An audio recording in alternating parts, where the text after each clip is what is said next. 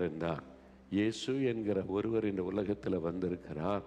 அவரை பார்த்தா தீர்க்கதரிசி மாதிரி இருக்குது.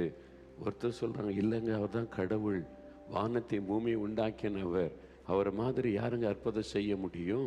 சப்பானியை நடக்க வைக்கிறாரு, குருடருக்கு பார்வை கொடுக்கிறாரு, மரித்தோரை கூட எழுப்பி விடுகிறாரு, கடவுளால் தான் அப்படி செய்ய முடியும், கடவுள் நம்மை சந்திக்க வந்திருக்கிறார் என்றெல்லாம் சொன்னாங்க.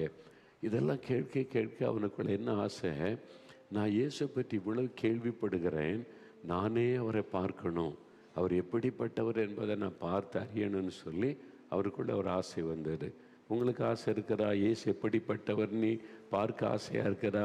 ஆமாம், இயேசு எப்படிப்பட்டவர் பார்க்க போடினா, அவர் குள்ளனான மனுஷன், அதனால உன்னி பார்க்குறாரு. இயேசு சுற்றிலும் பெருங்கூட்டம் இருக்கும்ல, சீஷர்கள் இருக்கிறாங்க, ஜனங்கள் இருக்கிறாங்க, இவர் வர குள்ளமான ஆளாச்சா பார்க்க முடியல.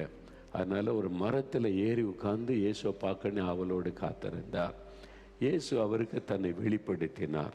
உன் வீட்டில் நான் தங்கணும், வா, சகைவேன்னு அழைச்சிட்டு போனார். இயேசு தன்னுடைய அன்பை வெளிப்படுத்தி அவருடைய வாழ்க்கையில் பெரிய மாற்றத்தை உண்டு பண்ணினார்.